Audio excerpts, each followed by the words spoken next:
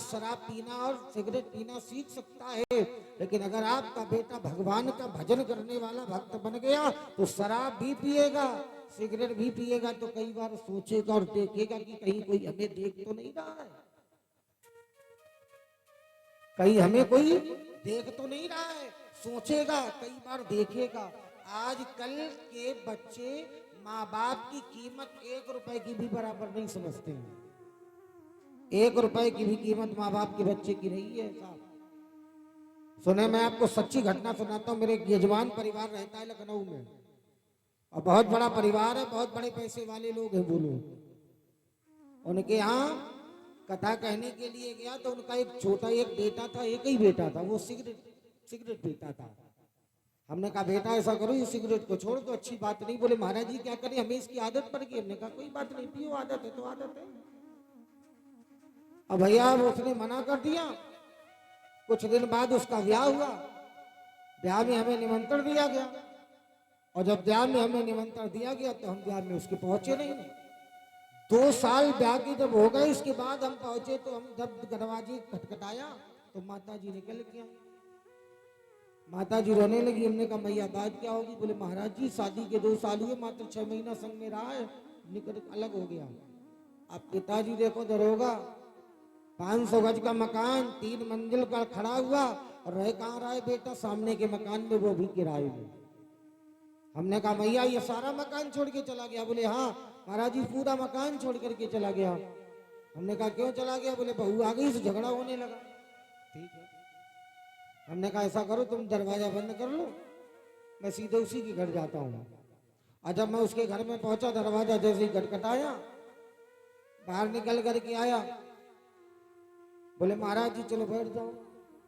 आओ महाराज जी बैठो। हम बैठ गए, और जब भैया बैठे हम, तो हमने कहा भैया ये बताओ तुमने अपने माता पिता को क्यों छोड़ दिया?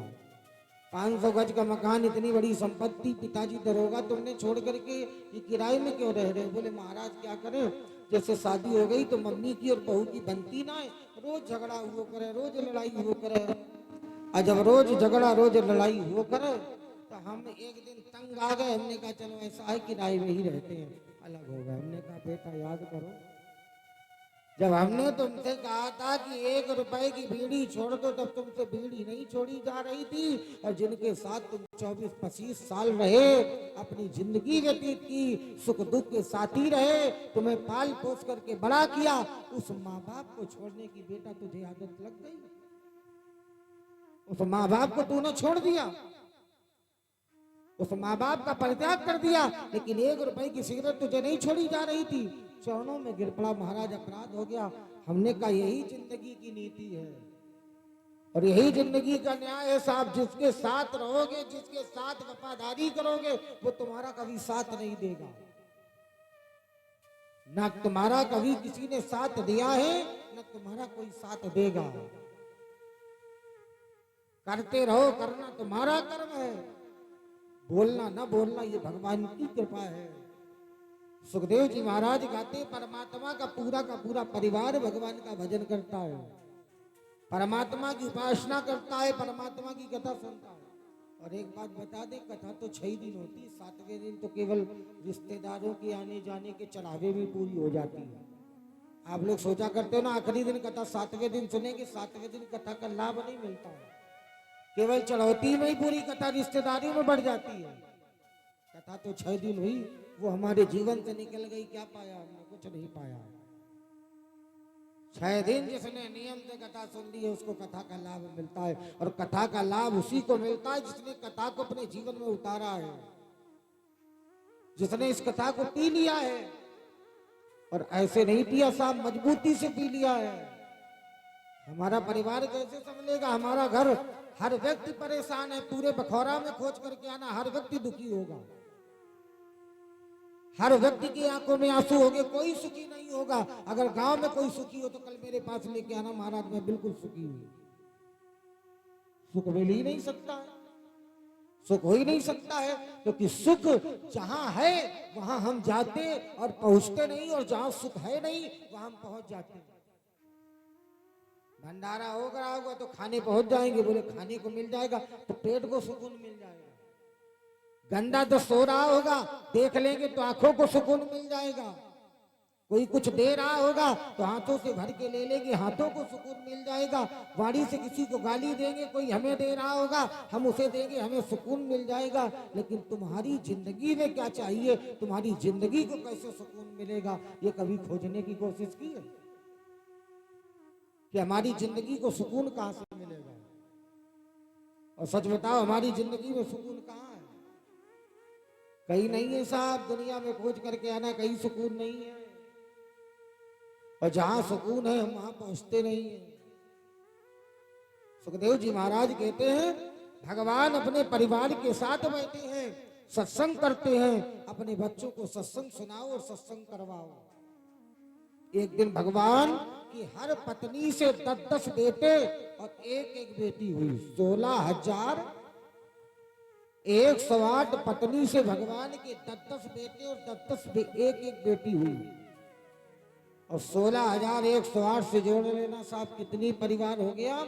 सुखदेव जी कहते 56 कोटि स्थान गति, भाजना विकुरगाजिदेव।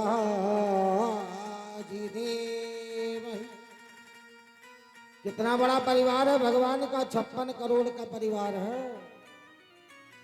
और 56 करोड़ के परिवार में भगवान के घर कभी कलह नहीं होती है।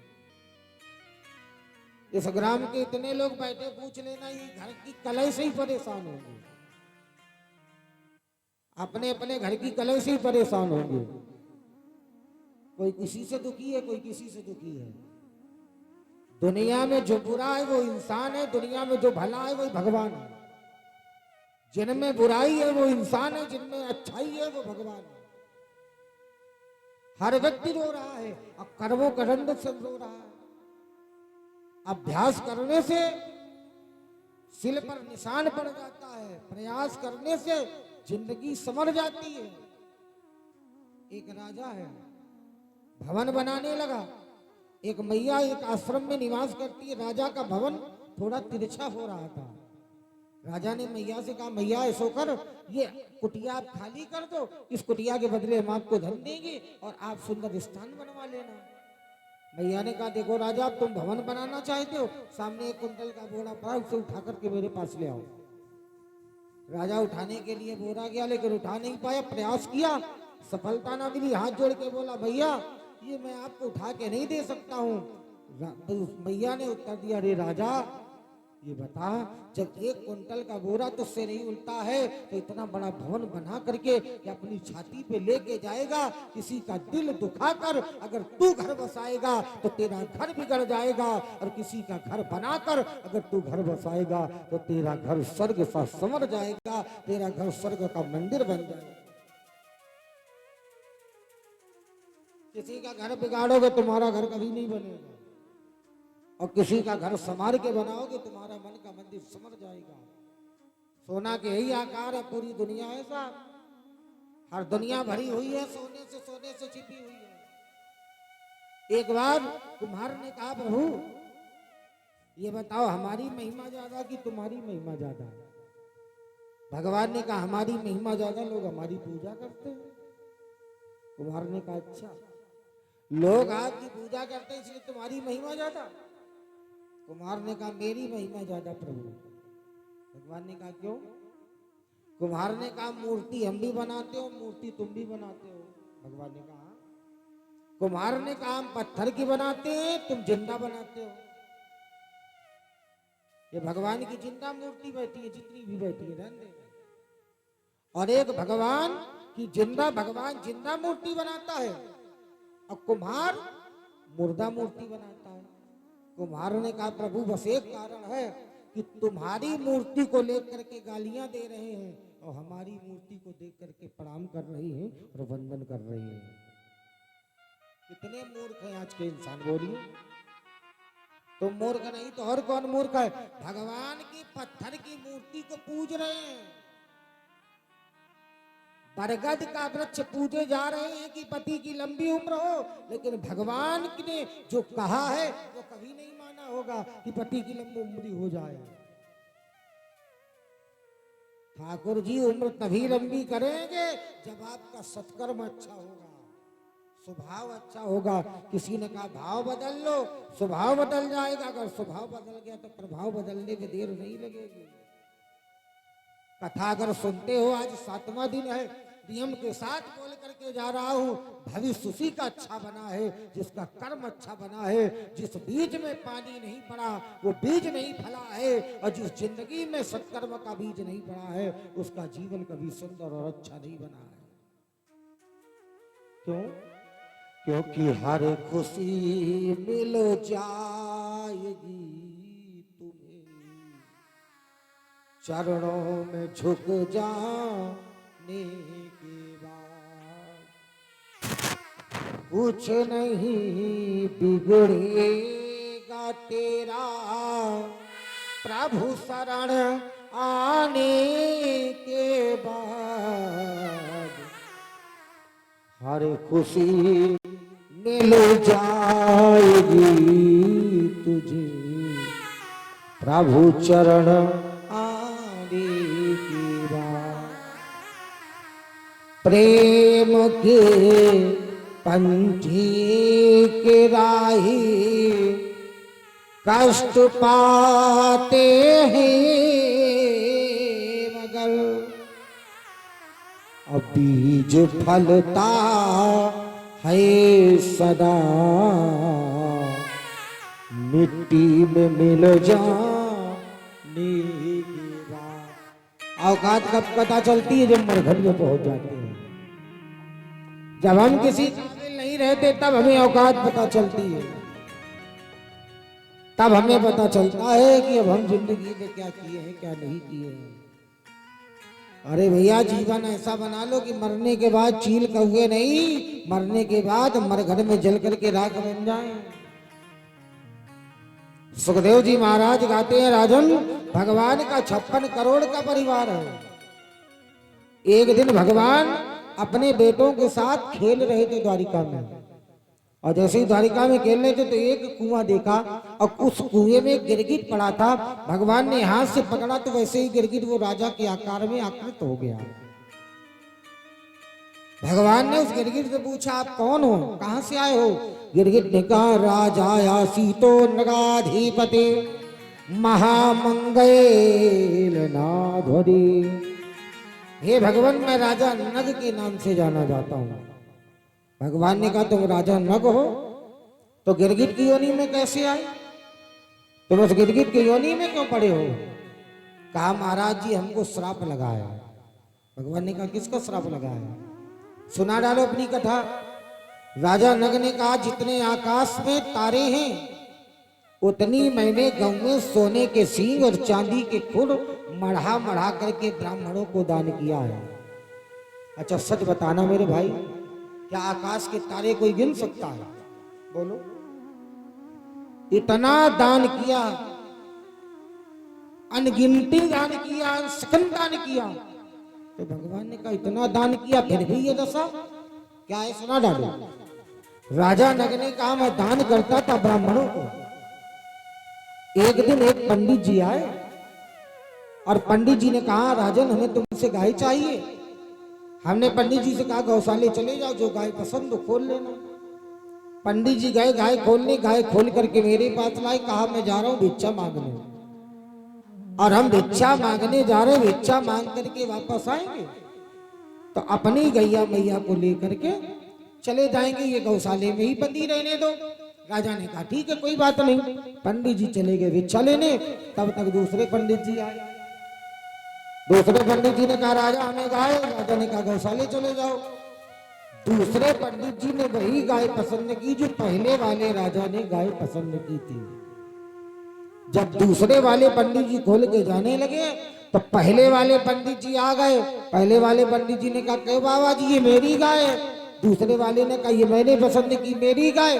आपस में ब्राह्मण ब्राह्मण लड़ने लगे। वो बोला मेरी, वो बोला मेरी। राजा सामने बैठे थे, बोले ब्राह्मण सावधान हो जाओ। पहले वाले ब्राह्मण से बोले, ब्राह्मण देवता आप गाय छोड़ करके चले गए थे, अब आप ऐसा करें, एक गाय के बदले आप हमसे 2-4 गाय ले लीजिए, इस गाय को छोड़ दीजिए। पंडित जी को क्रोध आ गया।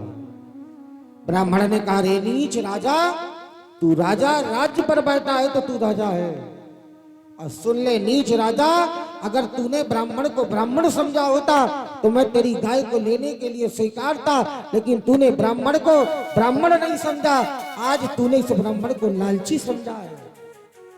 और सुन, अगर तूने इस ब्राह्मण को लालची समझा है तो जा, मैं तुझे श्राप देता हूं, गिरगिट की तरह रंग बदलने वाला राजा तो गिरगिट हो जा। मेरे भाई, ब्राह्मण को लालची नहीं समझना चाहिए।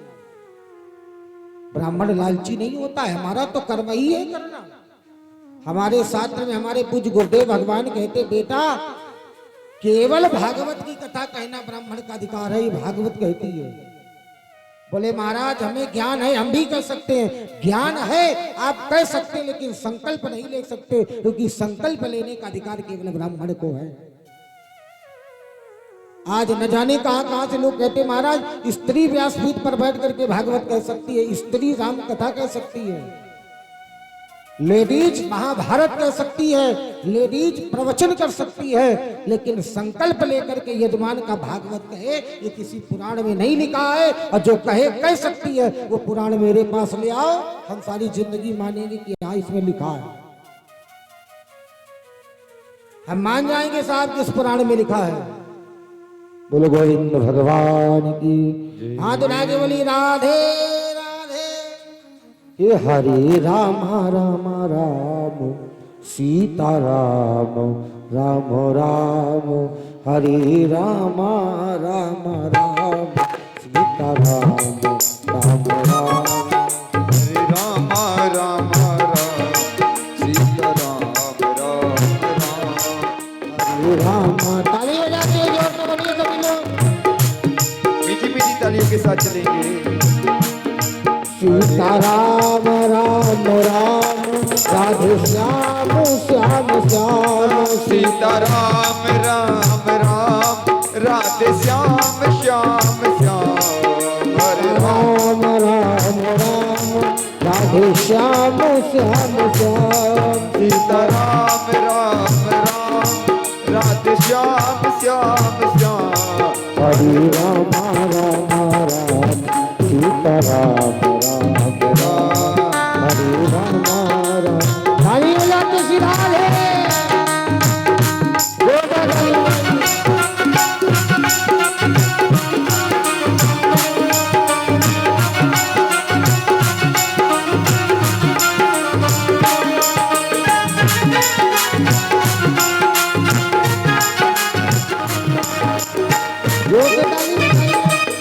हरे राम राम राम सीता राम राम राम, हरे राम राम राम सीता राम राम राम।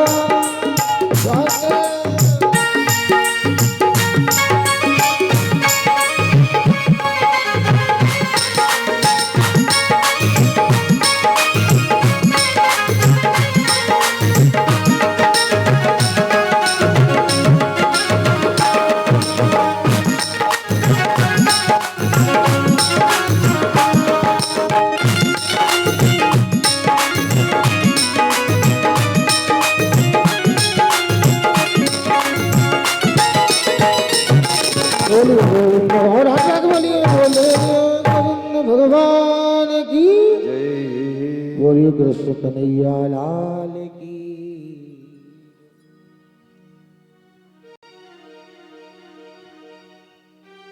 आचार्य सुखदेव जी भगवान कहते हैं, धर्म सम्राट परीक्षित,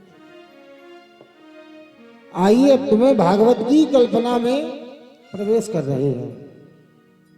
महाराज ने कहा, भगवान सुनाइए। पंडित जी को श्राप दे दिया, पंडित जी ने श्राप दे दिया, जाओ राजा गिरगिट की तरह योनि बदलने वाले राजा, मुझे तेरा श्राप है कि तू गिरगिट बन जा। अब भैया राजा उसी समय गिरगिट हो गया। राजा ने चरणों को पकड़ लिया और कहा, ब्राह्मण देवता तुम्हारे कोप से मैं बच मर जाऊंगा। अरे मुझे गिरगिट की योनि नहीं चाहिए, मेरे अपराध को क्षमा कर दो, मेरी इसमें कोई गलती नहीं है। इतना दान करने के बावजूद भी साहब राजा को गिरगिट बनना पड़ा है। आप कहते हो हमने कितना दान किया, कितना दान किया होगा? 1000, 2000, 500, 10,000, 50,000, इससे ज्यादा दान नहीं किया होगा। ऐसा करो, इधर आधा उठा ले जाओ, वहीं दे जाके। क्या से उठा ले जाओ, यहाँ से उठा ले जाओ, मैं कह रहा हूँ ना, उठा ले जाओ। बोली कृष्ण कन्हैया लाल की। हाथ उठा के बोलो राधे। यहाँ लेने मत आना, उठा ले जाओ जहाँ से लेना हो तो। सुखदेव जी भगवान कहते हैं, धर्म सम्राट श्री परीक्षित जी महाराज, गिरगिट ने मन में विचार किया, अब मैं गिरगिट बन जाऊंगा तो मेरा कल्याण कैसे होगा? कभी भी ब्राह्मणों को लालची नहीं समझना चाहिए साहब। और हमने आपसे कहा है, स्त्री को व्यास पीठ पर संकल्प लेकर कहने का अधिकार नहीं है। किसी पुराण में नहीं लिखा, जिस पुराण में लिखा हो कि स्त्री भागवत कर सकती है, आप मुझे वो पुराण दिखा सकते हो, मैं बात मान जाऊंगा। संकल्प लेकर के नारी कथा कहे, ये किसी पुराण में नहीं लिखा है।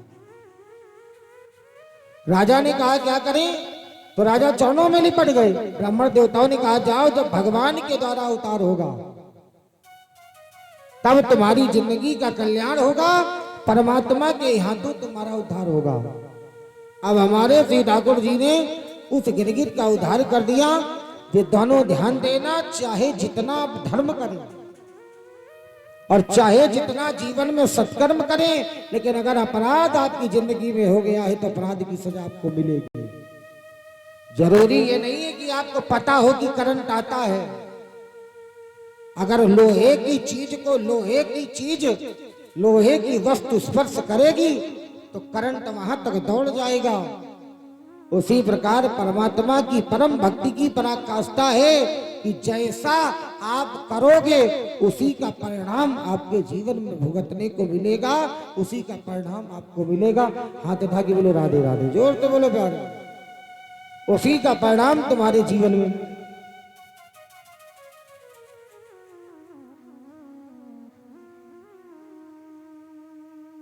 और वही परिणाम हमारे जीवन में मिल भी रहा है। इसलिए आपसे निवेदन है, उस परिणाम की चिंता, और जो परिणाम की चिंता करते हैं कभी उनके जीवन में बुरा नहीं होता है। श्री सुखदेव जी गाते हैं, धर्म सम्राट परीक्षित, परमात्मा ने कल्याण तो कर दिया, लेकिन कल्याण करने के बाद नग राजा को हिदायत दी कि याद रखना राजा नग, आपने इतना दान किया लेकिन तो भी दान की पराकाष्ठा तुम्हारे जीवन में नहीं हुई। इसलिए भैया सबसे कहना है, भगवान के अनुग्रह के विग्रह को स्वीकार करते रहो। और जिसने परमात्मा के विग्रह को स्वीकार कर लिया है उसके जीवन में कभी बुरा नहीं हुआ। आइए भागवत की अंतिम कथा यहाँ से प्रारंभ हो रही है। महाराजा श्री सुखदेव जी राजा परीक्षित को सुनाते हुए कहते, राजन अब यह भागवत की अंतिम कथा है और यहां से कथा का विराम है। कृष्णासीत सखा काजिद ब्राह्मण ब्राह्मवीतमा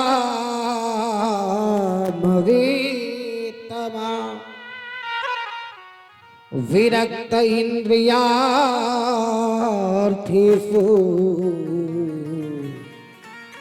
प्रसन्नात्मा जितेंद्रिया। हमारे ठाकुर जी का एक भक्त है जिसका नाम है सुदामा। सु कहते हैं सुंदरता को, दामा कहते हैं इंद्री को। जो अपनी सुंदर ढंग से इंद्रियों का दमन कर ले वो व्यक्ति सुदामा है।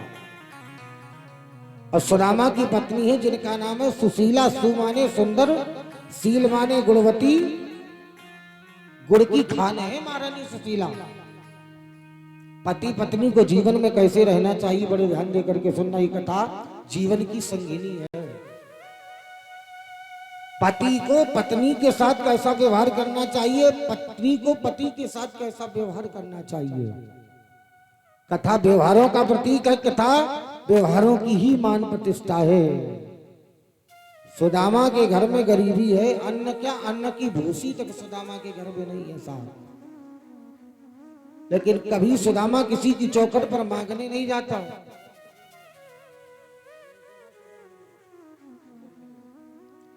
भगवान सुदामा किसी के घर में मांगने नहीं जाता है, सुदामा किसी के घर में कुछ कहने नहीं जाता, जो कुछ है भगवान का भोग लगा करके प्रसाद समझ करके खा लेता है, चाहे जीवन में कितनी भी गरीबी आ जाए,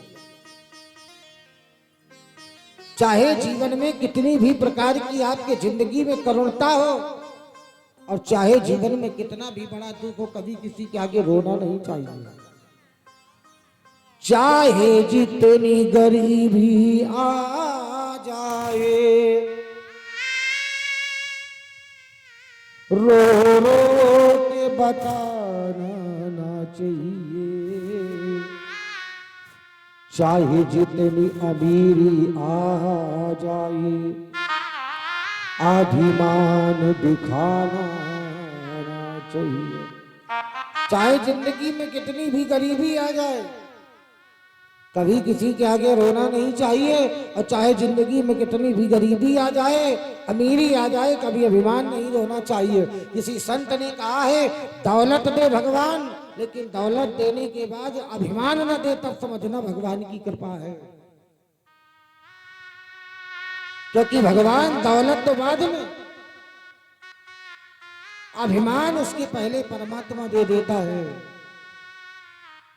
सुदामा के पास कुछ भी नहीं है साहब, खाने के अन्न की भूसी तक नहीं है। सुखदेव जी कहते हैं, राजन एक बार सुदामा लकड़ियां काट करके जंगल से जा रहे थे, और लकड़ियां काट करके जंगल से जा रहे थे, उधर से भगवान रथ पर बैठ करके शिक्षा अध्ययन करने सांदीपन मुनि के आश्रम में जा रहे थे। अचानक सुदामा के पैर में कांटा लग गया। सुदामा ने बड़ी जोर से कहा, हाय कृष्ण हमारी रक्षा करो। तो भगवान कन्हैया ने जैसे सुना कि मेरे रथ में कोई चिल्ला रहा है, कृष्ण मेरी रक्षा करो, तो मंत्री से कहा, दौड़ो दौड़ो दौड़ो दौड़ो, देखो कौन मुझे बुला रहा है। तो मंत्री दौड़ा, और दौड़ करके जैसे ही पहुंचा तो देखा एक ब्राह्मण बालक सुदामा। मंत्री ने कहा, प्रभु और कोई नहीं, ब्राह्मण बालक आपको पुकार रहा है। मेरा ठाकुर फटाक से कूदा, उतरा नहीं कूदा, और कूदने के बाद पहुंचे सुदामा के पास में, तो देखा कि सुदामा के पैरों पर कांटा लगा है, उससे रक्त की धार बह रही है।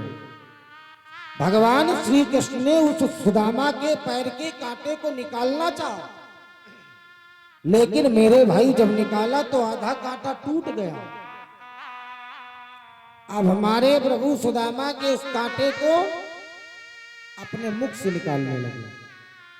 अजमा लेना जितने लोग पंडाल में बैठे हो, जिसका भी मौका मिलेगा, रे मेरे भाई तुम्हारे जीवन में कांटा लगा देगा, लेकिन तुम्हारे जिंदगी का कांटा कोई निकालने वाला नहीं पैदा हुआ है।